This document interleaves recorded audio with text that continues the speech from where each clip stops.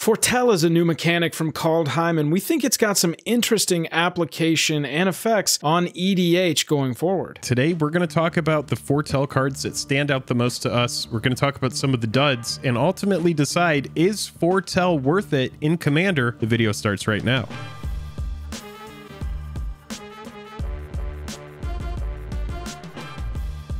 Special thanks to our Patreon supporters who power our channel. Check out our Patreon for monthly giveaways, exclusive content, and even a starring role in our fan fight series. Link in the description below. Hello and welcome to The Day. Thank you for spending your time with us. I'm Jake. I'm Joel. Welcome back to another episode of Jake and Joel Are Magic. We're going to talk about Foretell from Kaldheim. But before we do, if you would, go down there, hit that like button, hit that subscribe button. It really helps us out. It's the best way to support the channel with just the click of a button. If you're a fan, check us out on Patreon.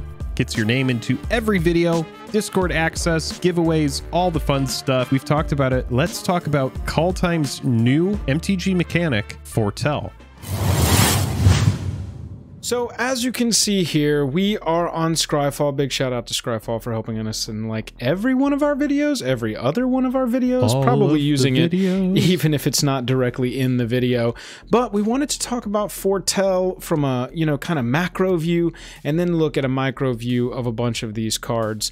I guess it's worth looking at Raynar the Ever Watchful as one of our things. This is actually from the Commander Precon, but in Commander, particularly if you want to build a Foretell deck, Raynar is going to be your choice because Raynar makes your Foretell cost 0, and when you exile something from your hand or from your battlefield, you're going to get a 1/1 white spirit creature token with flying.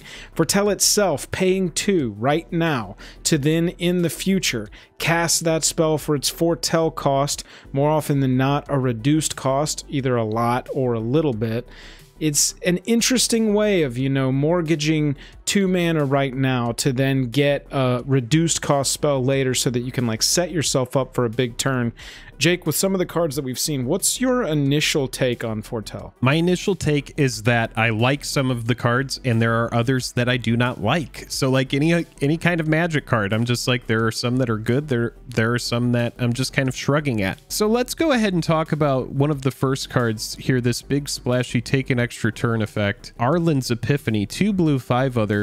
For sorcery, create 2 1/1 blue bird creature tokens with flying. Take an extra turn after this one. Exile Arlen's Epiphany, and it has that Foretell, so you could pay 2 now, and then later on cast this for 6. I know it's a take an extra turn effect, but this is actually one of the cards that I'm the least excited about with this new mechanic. It just seems slow to me. I know that taking turns is a very popular deck, and in EDH that there's going to be some application for this card.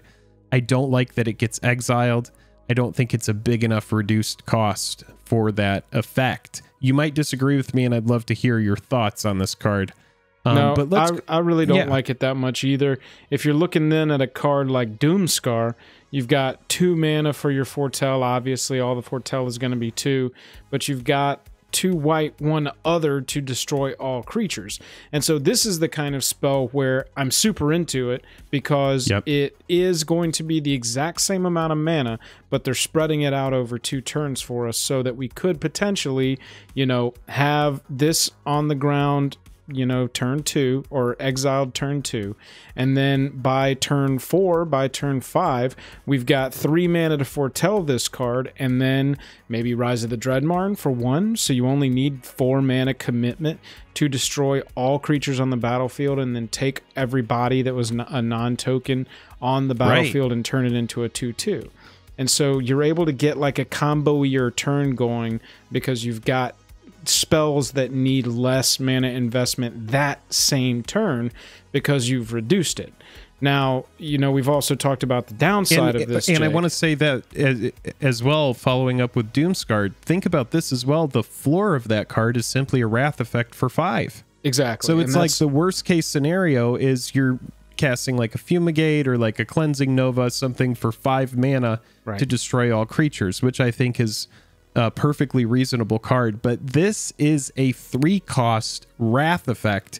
Now, granted, you do have to invest that 2 mana, but for those turns that kind of start off with like Land Soul Ring, why not just Foretell away the Doomscar if it's in your hand, and then on your second turn you have a 3-cost Wrath effect just ready to go in your back pocket. That's right. Yeah, it's exactly right. You know, it's the downside that I was getting to. We've talked about this where if you only have Doomscar in your deck as the only Foretell cost, you know, card in there, the second time you play with that deck, your friends are like, oh, you're going to foretell your Doomscar? So you're going to go ahead and foretell your Doomscar? That's what you're doing? You're going to foretell your Cosmos Charger, your Mystic Reflection?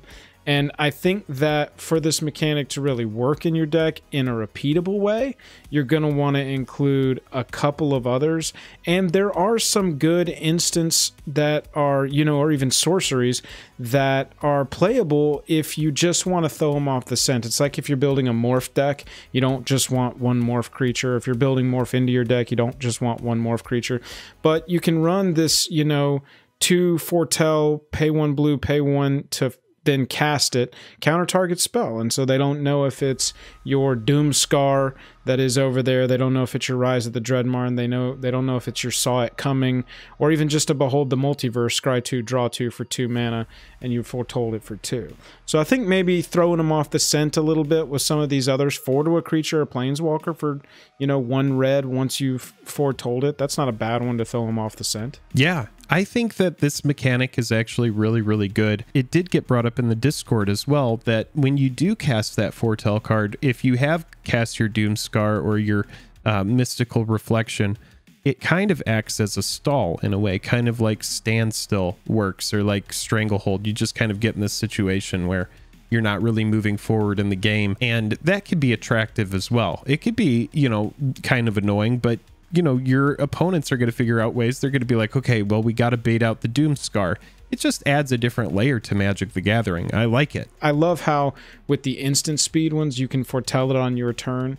And even if you want to use it that exact same turn, or that exact next turn, you're not spending that much more on the card to get it cast like you want to get it cast, and you've got this card ready to go. And then in the future, if you do happen to untap with it still foretold, you've got this really cheap access to this +1/+1 double strike ability. It's really nice. Well, man, I mean, I guess we should talk about it. What do you think about it? Look at this creature here really quick.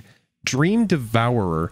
Each non-land card in your hand without foretell has foretell. Its foretell cost is equal to its mana cost reduced by 2. That's strong, man. I either love this card or don't at all, because I need to know the ruling, and I'll have to ask a judge. This is a newer card from today at time of shooting this, and so I need to ask a judge if once I foretell a card with Dream Devourer on the battlefield, if Dream Devourer leaves the battlefield, am I still able to cast it? Because it got... I think I would be, because I think that that card then assumes forever that it's foretold, and it lives with that ability, and it doesn't check to see if Dream Devourer is still on the battlefield. It's got a lot of potential. Hell yeah. I mean, you could just play this in a black EDH deck. Yeah, I've already seen a black and white cleric deck bouncing around the internet that plays with Dream Devourer.